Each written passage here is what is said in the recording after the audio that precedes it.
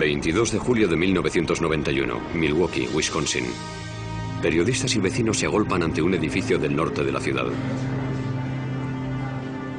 A medida que se va filtrando información y se recogen pruebas, los allí presentes se dan cuenta de que han estado conviviendo con un asesino en serie. Al principio, nadie se lo podía creer, ni los agentes de policía, ni los vecinos del barrio que estaban allí. Los crímenes de Jeffrey Dahmer aterrorizaron y al mismo tiempo intrigaron al mundo entero. Enseguida se convirtió en uno de los asesinos más famosos de la historia.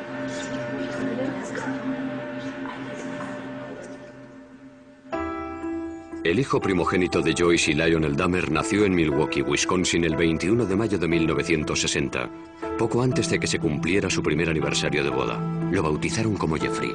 El día que nació Jeff fue un día muy feliz. Durante un par de meses todo era nuevo, distinto. Disfrutaba mucho y estaba feliz pensando en el futuro. Mientras su padre terminaba los estudios de química, Jeff se convirtió en un niño inteligente y cariñoso. Era un niño muy vital. Le gustaba luchar, correr y hacer gracias delante de la cámara. Le gustaba jugar y estar rodeado de otros niños. Era muy extrovertido.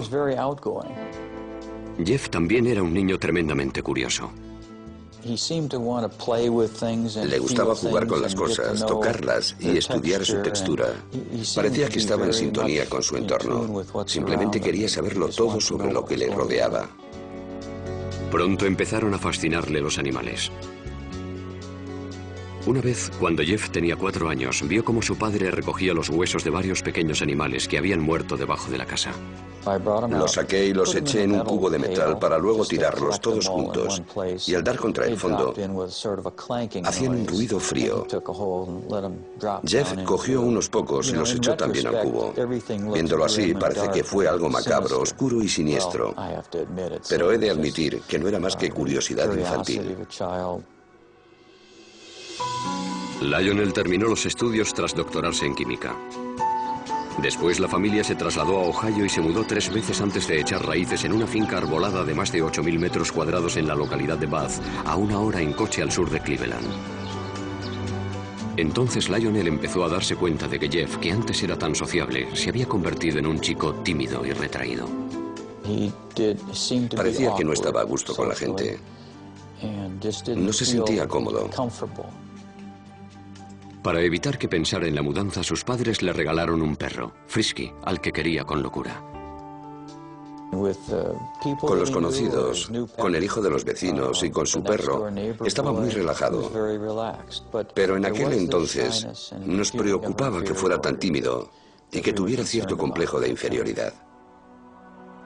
El matrimonio pensó que su hijo necesitaba sentirse importante en la familia, así que le dejó elegir el nombre de su segundo hijo. Jeff le puso David. Lionel también le animaba a participar en actividades en las que se tuviera que relacionar con otros niños. Lo que intentábamos era aficionar a Jeff a distintas actividades, con la idea de que esa afición lo llevara a relacionarse con otras personas, a que interactuara de forma casi forzada. Los fines de semana, padre e hijo trabajaban en el huerto y criaban ovejas para competir con ellas en las ferias de una agrupación juvenil. Para conmemorar sus días de hortelanos, el joven Jeff le regaló a su padre una tarjeta que había hecho con un poema. En la parte de delante hay una foto mía comiéndome una mazorca de maíz y después Jeff puso una frase. Las cidras y las calabazas jamás se podrán comparar a un padre de pelo rizado tan fenomenal. Dice, poema de Jeff, te quiero muchísimo. Cuando Jeff tenía 10 años ingresaron a su madre porque tenía ansiedad. A partir de entonces el matrimonio de sus padres empezó a desmoronarse. Durante la adolescencia continuó sintiendo la misma fascinación hacia los pequeños animales, pero entonces empezó a interesarle cómo eran por dentro. Conozco una historia de la infancia de Dahmer. Fue a pescar con algunos amiguitos de Bath, Ohio. Todos los niños pescaron algo y cuando Jeffrey vio su pez, lo dejó en el embarcadero y lo abrió en canal. Y se quedó fascinado cuando vio lo que había dentro. Por otro lado, coleccionaba animales que encontraba muertos en la carretera. Cogía una bolsa de basura y se recorría las carreteras de campo de Ohio en busca de cadáveres. Jeff llevaba el animal que había encontrado al patio de su casa y allí, escondido entre los árboles, lo diseccionaba. Ahora estoy convencido de que aquello fue el principio de la espiral que lo llevó a hacer lo que hizo. Empezó en la pubertad, cuando tienes las hormonas a flor de piel. Se dedicaba a investigar cómo eran los animales por dentro, al mismo tiempo que se estaba desarrollando su sexualidad. Cuando era un adolescente, Jeff descubrió que solo le atraían sexualmente los hombres. Pero las fantasías en las que tenía relaciones con ellos se mezclaban con otras en las que los asesinaba y descuartizaba. Creo que tenía 14 o 15 años cuando empecé a pensar de forma obsesiva en la violencia mezclada con el sexo. Cada vez era peor. No sabía cómo contárselo a alguien, así que me lo guardé para mí. Una de sus fantasías consistía en tumbarse al lado de un hombre inconsciente. Un día, por primera vez, Jeff decidió convertir una de sus fantasías en realidad. Trazó un plan. Dejaría inconsciente a un vecino que salía a correr dándole con un bate y se tumbaría a su lado. Sin embargo, el día que salió a esperar a su víctima, el vecino no pasó por allí. Jamás volvió a intentarlo. Cuando Jeff estudiaba en el instituto, sus fantasías sexuales lo tenían traumatizado. Para olvidarlas, empezó a beber. Por la mañana, de camino a clase, paraba en casa de un amigo y se llenaba un vaso de algún licor. Recuerdo que me sentaba a su lado a primera hora. Creo que era la clase de historia. Y llevaba un vaso desechable lleno de whisky escocés. Me acuerdo que le pregunté, Jeff, ¿qué es eso? Echó la cabeza para atrás, se lo bebió de un trago y me dijo, un medicamento. Sin embargo, estaba claro que se estaba emborrachando a las 8 de la mañana. Mientras, en casa, el matrimonio de sus padres se desmoronaba. Cuando las discusiones subían de tono, se escondía entre los árboles del patio y les daba los troncos con algún palo. Salía de mi casa y me iba al bosque. Allí refunfuñaba y me lamentaba. No entendía por qué su relación era tan mala. Era un joven distante con pocas aficiones y ningún buen amigo, pero aún conservaba el sentido del humor. La mayoría de las veces se reía de sí mismo. Se ganó la reputación de payaso de la clase. En el instituto, cuando alguien se comportaba de forma rara o inesperada, decían que había hecho un Dahmer. De repente ibas por el pasillo y oías a alguien gritar, chillar y correr. Era Jeff Dahmer, el que iba corriendo moviendo los brazos y gritando, simulacro de huracán, todos a cubierto. En una ocasión, Jeff les cobró algo de dinero a sus compañeros a cambio de montar un espectáculo en el centro comercial. Una mujer estaba regalando muestras de pipas. Jeff se comió una, luego otra y luego otra. Se comportaba como un chico muy educado, como siempre. Entonces, de repente, las empezó a escupir y a decir a voz en grito, soy alérgico, soy alérgico. Después se fue corriendo. Durante el primer año de instituto, Jeff fue de excursión a Washington, D.C. Jeff dijo, tengo una idea, vamos a ver al vicepresidente. Y todos nos echamos a reír y le contestamos, sí, claro, al vicepresidente. Jeff se fue a una cabina y cuando volvió les dijo que dentro de 2 horas lo recibirían en el despacho del vicepresidente Walter Mondale. Les explicó que éramos estudiantes de un instituto de Ohio y que estábamos haciendo un reportaje para nuestro periódico. Les dijo que íbamos a estar una semana en Washington y que si podíamos hablar con alguien del despacho del vicepresidente. Dahmer tenía mucha labia y consiguió que lo invitaran a él y a sus compañeros al edificio Eisenhower para conocer a Mondale. En clase, Jeff era considerado un estudiante modelo. Era muy educado con los adultos, vestía muy bien y trataba con mucho respeto a los profesores. También hacía los deberes. Sacaba sobresaliente cuando quería y otras veces se saltaba las clases porque no le interesaban. Sabía ser muy educado y tenía muy buenos modales. Respondía, sí señor, no señor, a los profesores. Poco a poco perfeccionó su habilidad para engañar a los que tenían autoridad sobre él, pero con el tiempo a Jeff dejaron de interesarle las notas y el instituto. Nadie sabía qué se le pasaba por la cabeza, porque no se abría a nadie. No tenía buenos amigos. Y a medida que íbamos pasando de curso, iba dejando a un lado la vida social. En ese instituto cercano a Bath, Ohio, Jeffrey se convirtió en un alcohólico y un marginado. Era objeto de burla del resto de los alumnos. Creo que no conectaba con nadie, que no tenía ningún amigo de verdad. Si no tienes ningún amigo, acabas guardándote muchas cosas y desarrollando muchas fantasías. El siguiente paso es pensar que alguna de esas fantasías puede ser real. Y Jeff ya estaba listo para dar ese paso. Justo después de terminar el instituto mató a su primera víctima. El verano de 1978 empezó para Jeffrey Dahmer con la ceremonia de graduación del instituto. A partir de ahí fue de mal en peor. Sus padres, tras años de terribles discusiones, se divorciaron. El padre de Jeffrey, Lionel, se marchó a vivir a un motel cercano a la casa familiar. Sin que Lionel lo supiera, la madre de Jeff cogió a David, su hijo menor, y se trasladó a Wisconsin. Jeffrey se quedó solo en casa intentando superar la ruptura de sus padres. A Jeff le hizo mucho daño que sus padres se divorciaran. No quería que sus compañeros de clase se enteraran, porque le daba vergüenza. Jeffrey Dahmer tenía 18 años, y como la mayoría de los adolescentes tenía fantasías sexuales. El problema era que en sus fantasías Jeffrey mataba a su amante. Estaba solo en una casa aislada, así que ahora tenía la oportunidad de llevar a cabo esas fantasías. Varias semanas después de la graduación, Jeffrey recogió a un autoestopista que se encontró en la carretera, Stephen Hicks, de 19 años. Ojalá hubiera seguido mi camino, pero no lo hice. Me di la vuelta y lo recogí. Y entonces, la pesadilla se convirtió en realidad. Jeffrey invitó a Hicks a su casa. Bebieron cerveza y pasaron un par de horas juntos. Después, Hicks le dijo que tenía que irse, pero Jeffrey no quería estar solo. No quería que se marchara, así que cogió lo que encontró más a mano, una barra de pesas, le dio en la cabeza y lo mató. Dahmer estranguló a Hicks con la barra. A continuación, con la lucidez suficiente para darse cuenta de que había cometido un asesinato, se puso a ocultar las pruebas.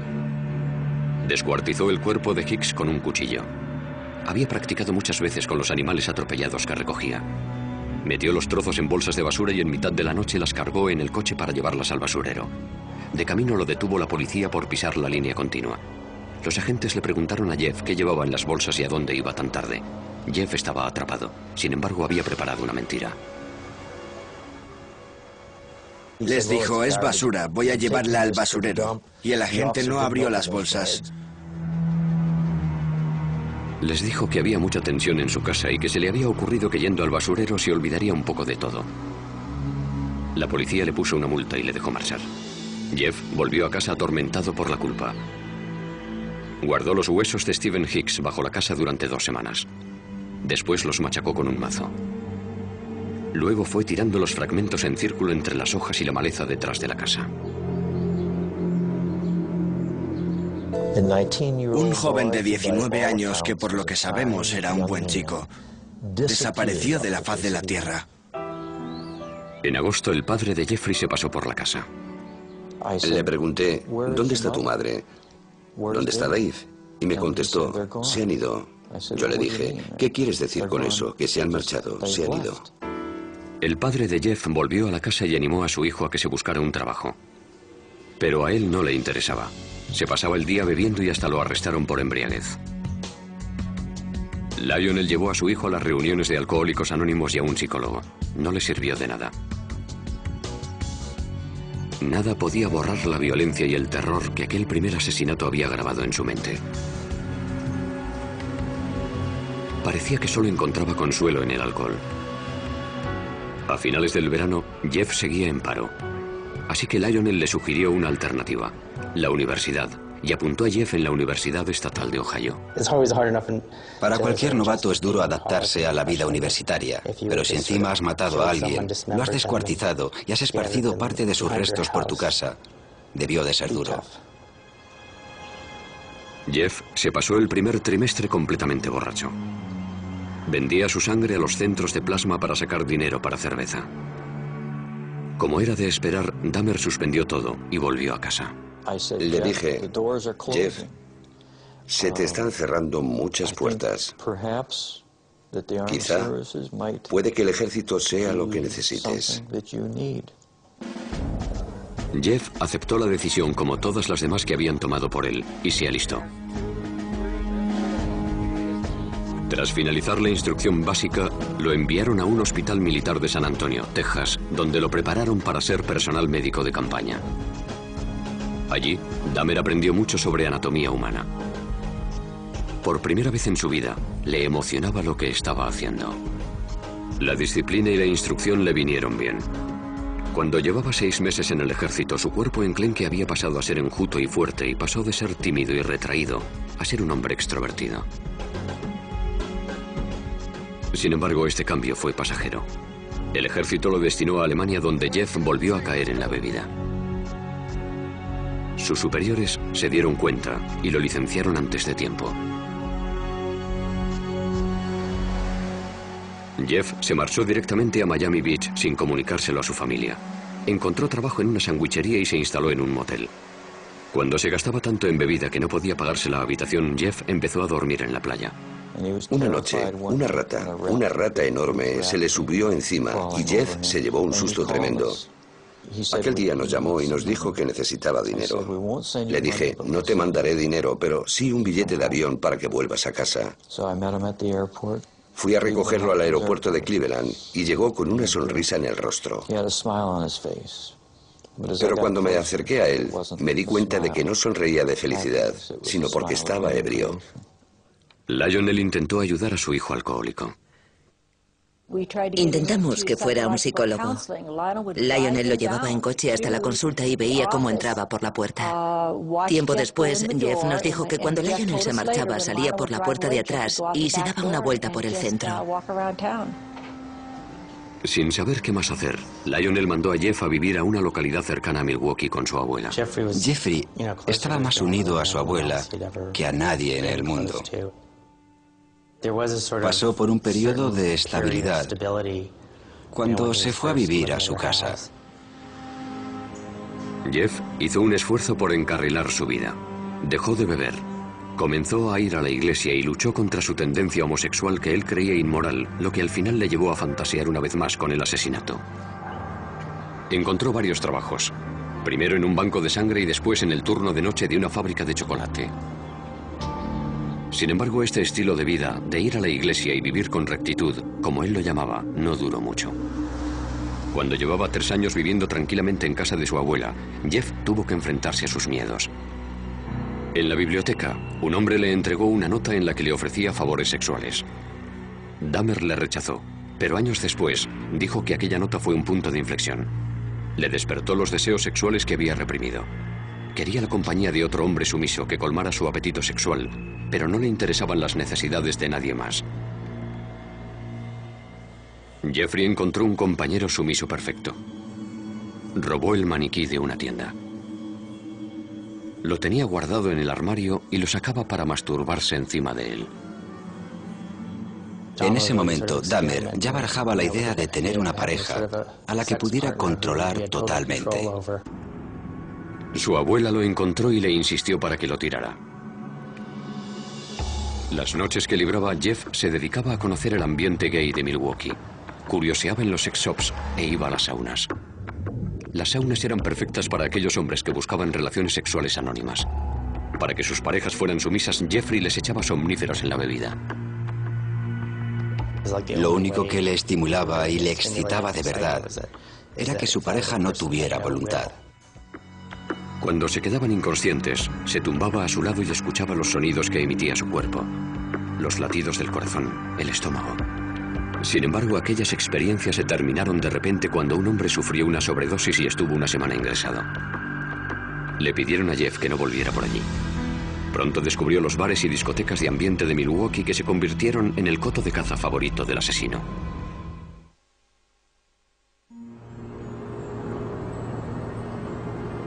A los 20 y tantos años, Jeff estaba afincado en Milwaukee. Vivía en casa de su abuela y era asiduo de los locales de ambiente de la ciudad. Nadie sospechaba que este joven solitario y guapo con cara de niño iba a convertirse en un asesino en serie.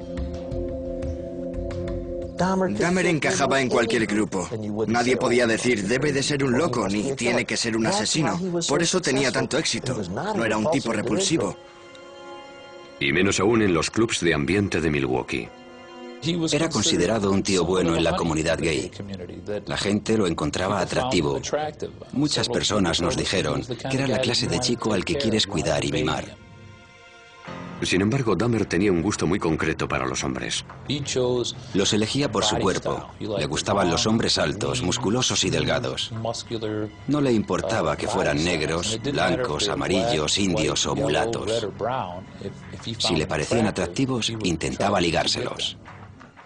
En noviembre de 1987, Dahmer conoció a Steve Tuomi, un joven de 25 años en un club del centro llamado 219. Después de tomar unas copas se fueron a pasar la noche al Hotel Ambassador, que estaba muy cerca. Dahmer usó un viejo truco para que Tuomi entrara en ese estado de sumisión que tanto anhelaba. Le eché unos cuantos somníferos en la bebida para dejarlo inconsciente.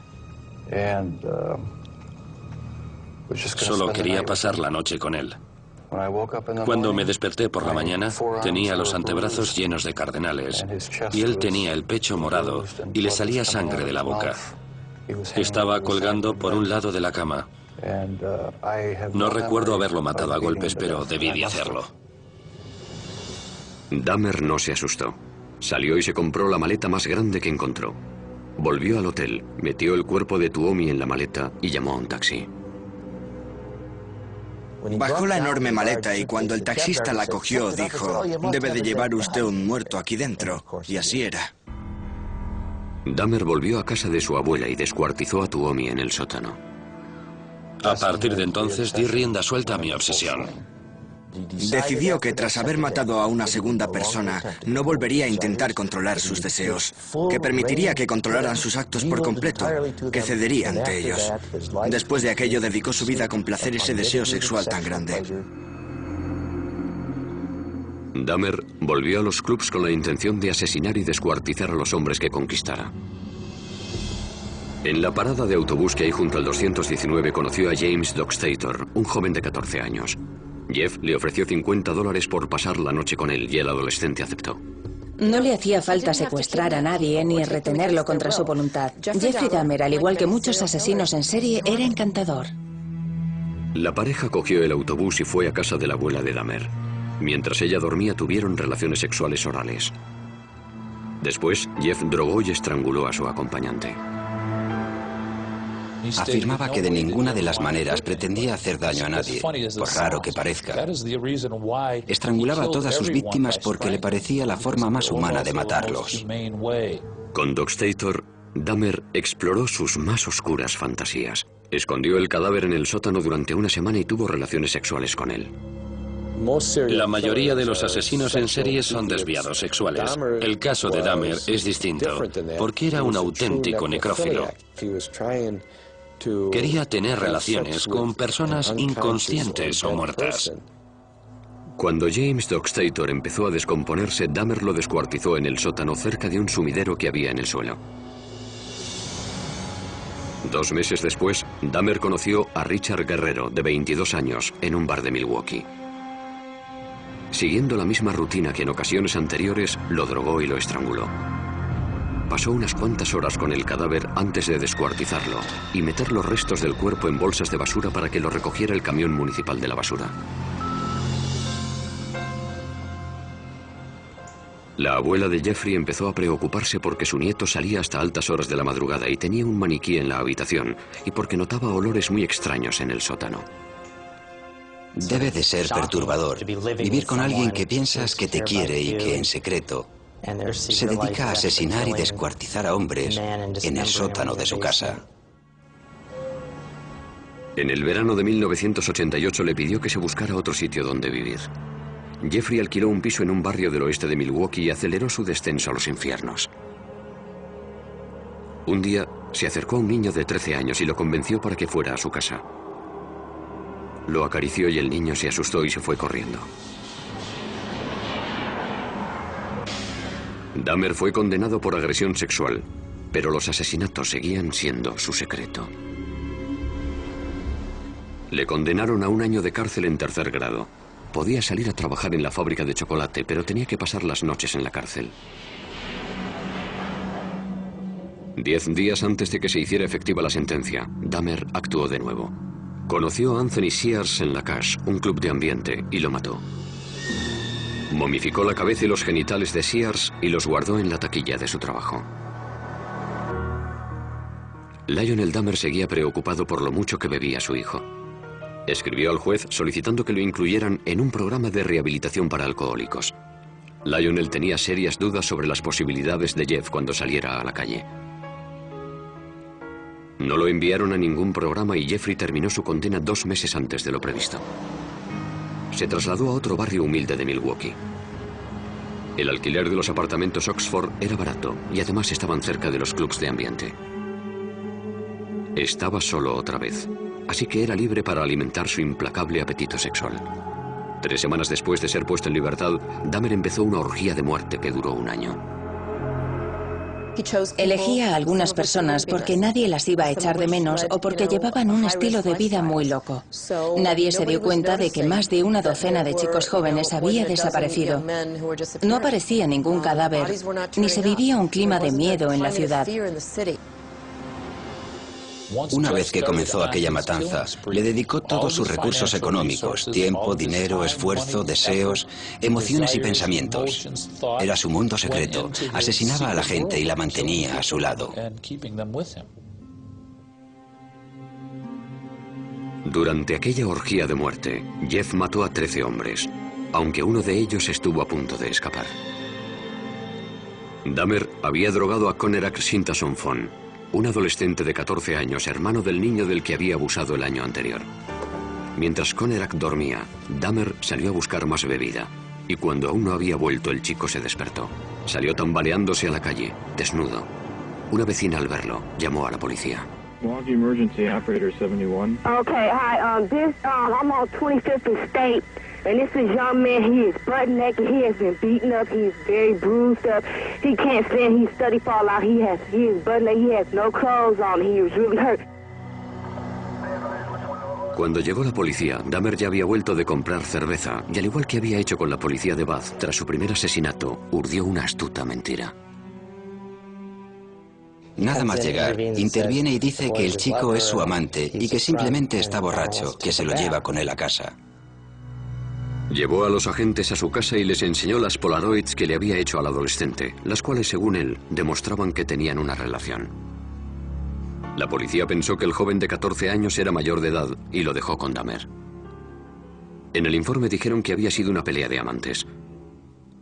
En cuanto los agentes se marcharon, Dahmer asesinó al chico. Los cuerpos se iban amontonando en el piso de Dahmer. Se compró un bidón de 215 litros y lo llenó de un potente ácido para disolver en él las extremidades y los torsos. Después de varias semanas en el ácido, los restos humanos se convirtieron en lodo, que tiró al retrete o por el desagüe de la bañera. Por otro lado, Jeffrey separó la piel de los huesos hirviéndolos en la cocina. Un olor extraño y ácido a muerte invadió el edificio. Muchos de los inquilinos detectaron que el olor procedía de la puerta de Dahmer. Recuerdo que le dije a mi marido, no sé qué estará preparando Jeff, pero es rarísimo. Jeff nunca compraba verdura, así que me preguntaba qué estaría cocinando, porque olía a callos. Los callos tienen un olor muy particular y desagradable. A Dahmer le asustaba estar solo. No quería que sus parejas le dejaran, ni después de haber muerto. Descuartizaba a sus víctimas y les sacaba varias fotos a lo largo del proceso que luego guardaba. Además, conservaba partes de dichas personas como trofeo. Una cosa llevaba a la otra. Cada vez tenía que hacer cosas más extrañas para satisfacer mis instintos. Diseñó un santuario con huesos del esqueleto y calaveras, pero aún no había encontrado a su compañero perfecto. Un hombre totalmente sumiso que estuviera vivo y no se descompusiera. A algunas de sus víctimas, cuando aún estaban vivas, les hizo un pequeño agujero en el cráneo con un taladro y les inyectó ácido en el cerebro. Quería que siguieran con él, pero que apenas tuvieran control sobre su cuerpo y que no pudieran hablar. Según Dahmer, ninguno de estos zombies experimentales sobrevivió más de un día. Puede que en un último intento por mantener a esos hombres a su lado, empezara a comérselos. De este modo, sentía que eran una parte permanente de mí. Además, tenía curiosidad por saber cómo sería. Sentía que iban a convertirse en parte de mí. Comérmelos me producía placer sexual. A lo largo de ese año en el que cometió tantos asesinatos despiadados, Dahmer seguía comportándose con aparente normalidad. En este vídeo que se grabó en Acción de Gracias en casa de su abuela, Dahmer habla tranquilamente con su padre. Well, you're looking good. Grandma was saying that she thought that you got quite a bit thinner, but you look fit. I don't know. Well, I've been surviving mostly on McDonald's food. It's just so much easier just to pop into the restaurant. But yeah, like I've said before, it gets too expensive, and it does. I have to start eating at home more. Es increíble que pudiera sentarse allí y actuara como si no hubiera hecho nada, con la chaqueta puesta y hablando con entusiasmo de su trabajo. Muy inteligente. Es impresionante lo que un ser humano puede ocultarle a otro ser humano. A pesar de que a los que le rodeaban les parecía un hombre normal, pronto saldría a la luz la vida secreta de Jeffrey Dahmer.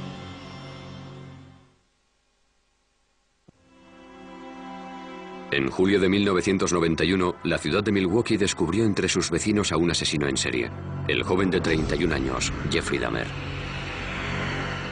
Un hombre, Tracy Edwards, logró escapar de los horrores del piso de Dahmer y parar a una patrulla que pasaba por allí. Cuando los agentes entraron en el piso, encontraron 83 Polaroids de cadáveres en distintas etapas del proceso de descuartizado. En la cocina, descubrirían cosas aún más impactantes. Cuando los agentes entraron a su casa aquella noche, encontraron la cabeza de una de las víctimas en el frigorífico. También encontraron restos de cadáveres que Jeff había guardado en un congelador. Uno de los agentes abrió el congelador y oyó un grito. Más tarde se dio cuenta de que había sido él el que había gritado. Las cámaras de televisión grababan mientras sacaban lo que quedaba de las víctimas. Un bidón de 215 litros que contenía los torsos de 3 hombres. Un congelador con extremidades y carne, y ollas de metal con manos y genitales momificados. Lo que vimos aquella noche fue horrible. Nadie se podía creer que, en primer lugar, hubiera guardado todo aquello y, en segundo lugar, cómo pudo hacerlo sin que nadie se enterara. ¿Cómo era posible que nadie supiera qué estaba pasando exactamente? Esta vez, no había mentira que pudiera librar a Dahmer de la justicia. Andaba como si se sintiera derrotado. Iba con los hombros caídos y la cabeza agachada. Sudaba muchísimo y emitía una especie de débil quejido, similar al llanto de un bebé. En comisaría, la policía procedió a realizar un interrogatorio maratoniano al supuesto asesino. Al principio, Dahmer culpó a la bebida y dijo que no le habrían pillado si no hubiera estado tan borracho. Estaba claro que tenía miedo. Tenía ojos de terror y la histeria se iba percibiendo en su rostro a medida que se le iban pasando los efectos del alcohol. Se dio cuenta de que había caído el telón. Lo habían cogido. Cuando Dahmer recuperó la sobriedad, empezó a dar horripilantes detalles que nadie se esperaba oír. Dijo lo siguiente: cuando le cuente lo que le voy a contar se va a hacer famoso. Le intenté explicar: mira, Jeff, nada de lo que me digas me va a asustar. Y se rió al oírme. Me contestó: no tienes ni idea de lo que he hecho. Dahmer pasó las siguientes 6 semanas contándoles a los inspectores cómo había asesinado a 17 hombres. La confesión tenía 159 páginas. Para Dahmer fue una experiencia catártica. Por fin pudo sacarse de dentro lo que llevaba escondiendo 13 años. Partiendo de la información de la confesión, los investigadores regresaron a Bath, la ciudad de Ohio donde Dahmer había pasado su infancia. Allí recogieron con un rastrillo los huesos machacados de Stephen Hicks, la primera víctima de Dahmer. El forense del condado de Milwaukee comenzó a unir las cabezas a los cuerpos. Y la policía, la penosa tarea de dar la noticia a las familias. Dahmer se declaró culpable, pero adujo locura. Lo único que tuvo que decidir el jurado fue si estaba cuerdo o no. Era evidente que la defensa iba a alegar locura. ¿Qué iban a alegar si no? ¿Defensa propia? ¿Que no sabían cómo habían llegado los cuerpos hasta su casa? En Wisconsin no se aplica la pena de muerte, así que si el jurado decidía que estaba cuerdo, pasaría el resto de su vida en la cárcel. Si decidía que estaba loco, lo encerrarían en una institución para enfermos mentales. Ni siquiera el propio Dahmer comprendía por qué disfrutaba tanto matando. Jeffrey pensaba que era tan malo que era el propio demonio. Sabía que le sucedía algo malo, aunque no sabía qué. Sin embargo, nunca se había definido como un loco. El hombre que entró en la sala de aquel juzgado de Milwaukee en enero de 1992 parecía completamente normal. Hasta que el inspector Dennis Murphy leyó su confesión. He related this was a person he really liked. He indicated that he had filleted his heart and kept it in the freezer, and he also kept his bicep. He indicated that he had eaten the thigh muscle of this subject, but it was so tough he could hardly chew it. He then purchased a meat tenderizer and used it on the bicep. El padre de Dahmer, Lionel, estaba sentado en la sala al lado de su segunda esposa, Shari, sin poder dar crédito a lo que estaba oyendo. Nadie nos preparó para el golpe, ni nos advirtió de los detalles que íbamos a escuchar. ¿Cómo era posible? ¿Cómo era posible que no me hubiera enterado de nada? A pesar de lo horrendos que eran los crímenes de Dahmer, el país estaba fascinado. Fue increíble la fascinación que despertó. Recuerdo que un sábado me quedé impresionada porque allí al lado se celebraba también la feria del automóvil y había familias enteras que cogían la bolsa que les daban en la feria y hacían cola para pasar por los detectores de metal. Querían entrar a ver al asesino en serie.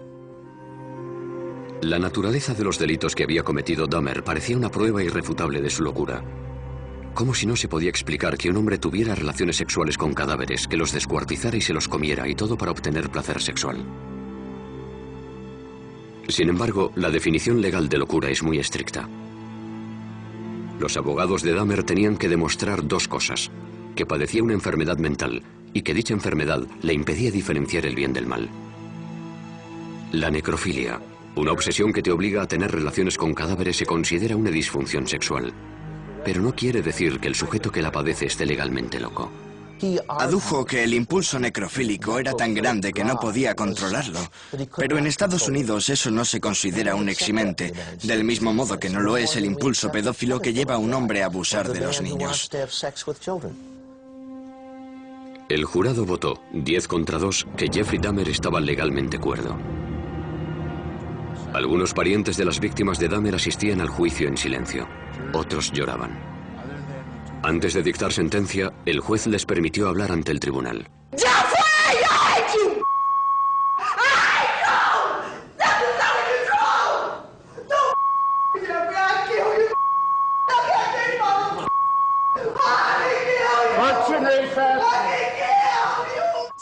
Una vez que se restableció el orden, Dahmer habló en público por primera vez. I feel so bad for what I did to those poor families, and I understand their rightful hate. I have seen their tears, and if I could give my life right now to bring their loved ones back, I would do it. I am so very sorry. Muchos dudaron de que la disculpa de Dahmer fuera sincera. Se preguntaban si un hombre que había matado con tanta frialdad tenía conciencia o era capaz de sentir remordimientos. El juez condenó a Dahmer a 937 años de cárcel. Pero el suplicio solo duró unos pocos años.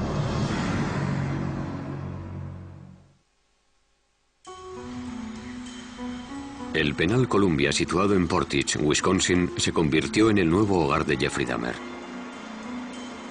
Su piso de los apartamentos Oxford seguía vacío como doloroso recuerdo de los que habían perdido allí la vida. En noviembre de 1992 los demolieron. Dahmer tenía 32 años y dedicaba sus días de recluso a meditar en la celda. Intentaba superar los remordimientos que le producía tener instintos asesinos y buscaba el perdón divino. De niño iba a la iglesia, y también de adulto, junto a su abuela, pero durante la orgía de muerte se olvidó de la religión.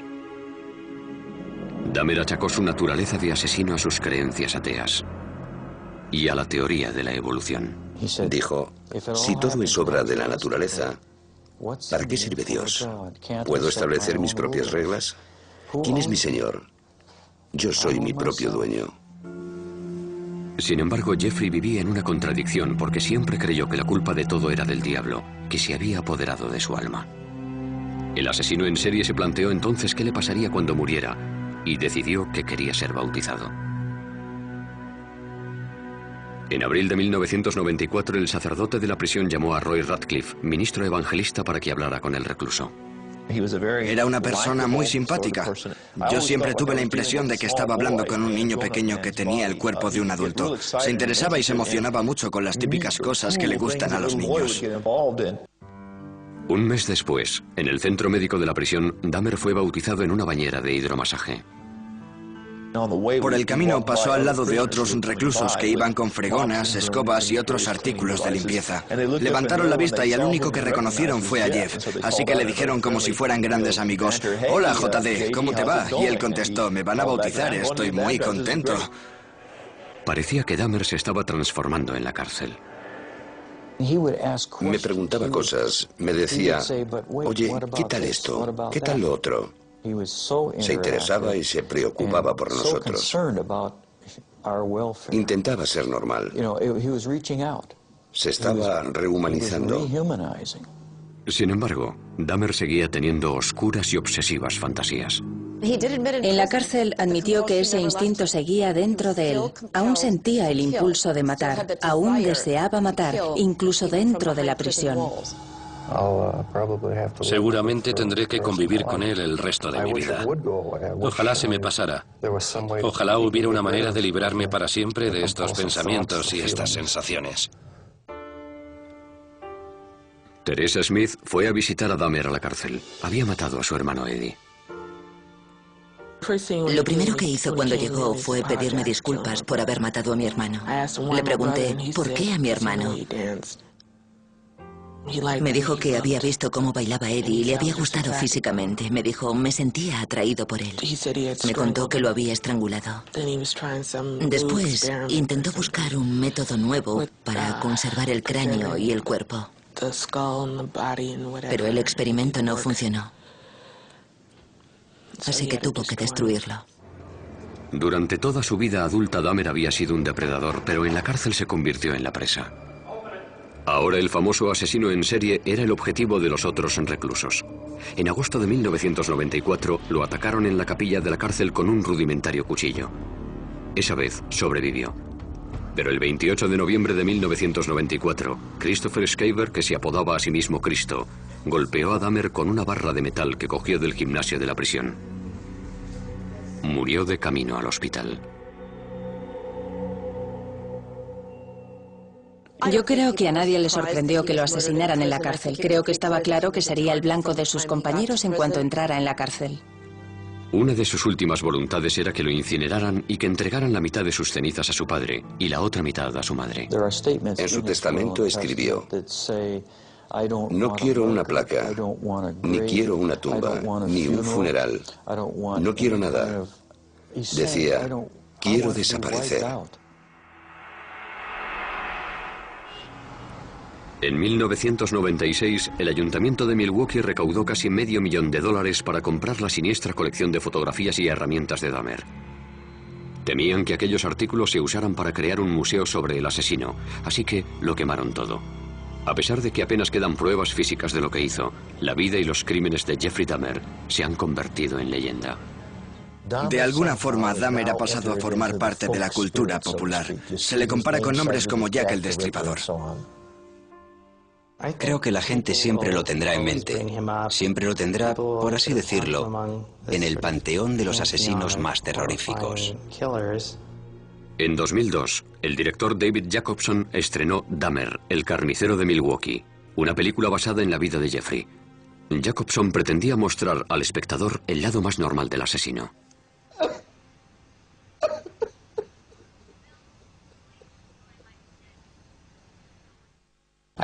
Quería mostrar su lado humano, lo que todos llevamos en nuestro interior. Quería acercarlo a todos nosotros, lo cual puede incomodarnos, pero creo que es muy interesante que el público vea la historia desde ese punto de vista. Los crímenes de Jeffrey Dahmer impactaron al mundo, pero los motivos que le llevaron a cometerlos es lo que continúa fascinándonos. Es un misterio entre los misterios. Un misterio que nunca se resolverá. Aunque siguiera vivo, no creo que fuera posible averiguar qué sentía. Solo tendríamos hipótesis. Eso es lo que le parece más inquietante a la opinión pública. Queremos saber quiénes son estas personas. Nos gustaría ser capaces de identificarlos, de reconocerlos cuando vayan por la calle, pero no sabemos quiénes son. Eso es lo que aprendimos de Jeffrey Dahmer, que nunca se sabe.